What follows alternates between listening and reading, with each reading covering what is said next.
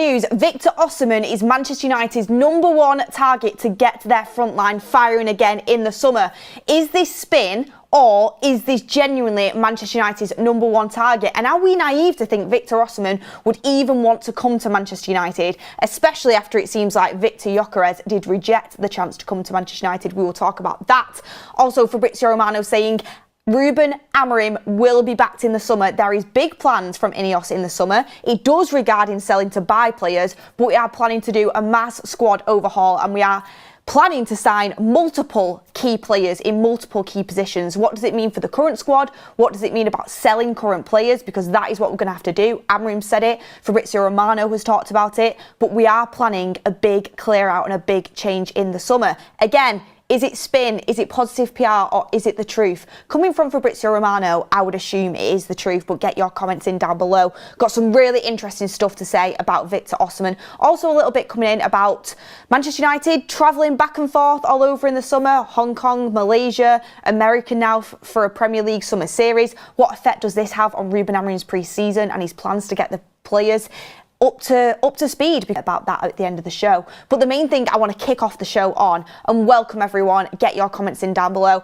I'm in a good mood because, yes, this is very far-fetched and we're nowhere near close to it happening yet, but I'm in a good mood because Manchester United have been linked to Victor Osimhen on multiple occasions now within the last month. Manchester United will sign a striker in the summer. We cannot go another window without signing a proper, decent striker. We will sign a striker, and Manchester United have been very heavily linked to Victor Osimhen and Liam Delap in the last month or the last few weeks. We know we're out of the Victor Gyökeres race, and some of you might say, how are we going to spend on Victor Osimhen if we didn't have the money to go and get Gyökeres? Because what was put out by Laurie Whitwell in The Athletic is that Manchester United don't feel comfortable spending 60+ million on a player that will be 27 when we sign him. Victor Osimhen is practically the same age, a few months younger than Victor Gyökeres. So what's the difference?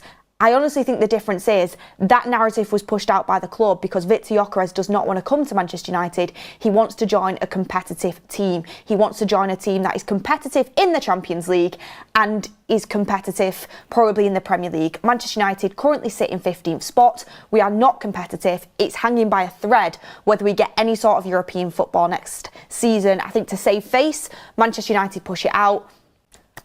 We don't want to spend that on a player of that age when realistically we were probably never going to get Gyökeres anyway. We have been heavily linked to Osimhen for a long time. This links back to the show I did with Ben Jacobs, which was actually in the January transfer window. And he said, very slim chance that Manchester United get Victor Osimhen in the January transfer window. But he is a player that Manchester United have scouted for years upon years. And he's a dream signing for Manchester United. Not only does Victor Osimhen suit Ruben Amorim, and Ruben Amorim has approved the transfer and he wants this transfer. I mean, if you're Ruben Amorim and you're looking at your current options, of course you want Victor Osimhen at the club. But Manchester United have been following this player for a long time. He actually nearly got signed before he went to Napoli. Odion Ighalo actually advised him to go and take that step instead of going to Manchester United because he needed to get game time and he wasn't sure he was going to get game time straight away at Manchester United. He's gone to Napoli, he's killed it there, he's now killing it at Galatasaray. I'll bring in his numbers in a second. He's literally going into his prime and in my opinion is exactly what Manchester United need. However, will we be able to fund this transfer? How do his wages come into play? They're all questions that need to be asked and answered. So let me get the actual news in, and it is coming from TalkSport that Manchester United sent scouts to go and watch Galatasaray and have sounded out Victor Osimhen as the man to get them firing again. However, a deal will not be straightforward with Osimhen's 200 grand per week salary and desire to play Champions League football. Again, this is what I wanted to bring into the conversation. I want Victor Osimhen. I would probably say the majority of you guys want Victor Osimhen. We could run a poll on it, but I'm pretty sure most people would want him at the club. He's someone that I wanted the summer we signed Højlund, to be honest with you. Remember when everyone was saying, who should we go and buy, Osimhen or Kane? God, if only we were that lucky that we could go and sign anyone of that calibre. Osimhen would definitely improve what we have at Manchester United. He would be a fantastic signing. But he is a fantastic player that is now killing it in the Turkish league at Galatasaray. He's done it in Serie A. He's at his prime age, and there's probably going to be multiple clubs interested in him because of his release clause. Are we naive to think that we'd even be able to get that across the line? would he want a higher wage than what Manchester United can offer in terms of our wage bill? We know that Ineos' recruitment strategy is to go for younger players on a lower wage to bring that wage bill down and to help us financially in terms of PSR and financial fair play. Does he suit that? Because currently it's 200 grand a week. He's probably going to want more when he signs for his next club. Where do you go with his wages? I mean, 200 grand a week absolutely fits at Manchester United right now. If Osimhen came into the club, even if you gave him, 220, 250 grand a week, for a player of his calibre coming into that team, it's not unthinkable.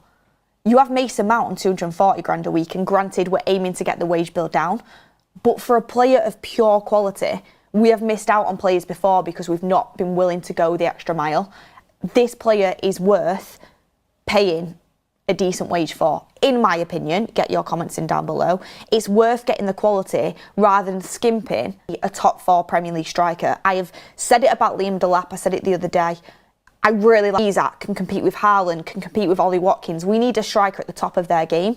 200 grand a week for a player of Osimhen's calibre is something that Manchester United would be able to do, and it is sustainable with our wage structure. It's when you start going up to, the 280s, the 300, the 350 grand a week where you're like, absolutely not, we're not going down that road again. But Victor Osimhen is viable at the moment, even though his wage is on the heavier side.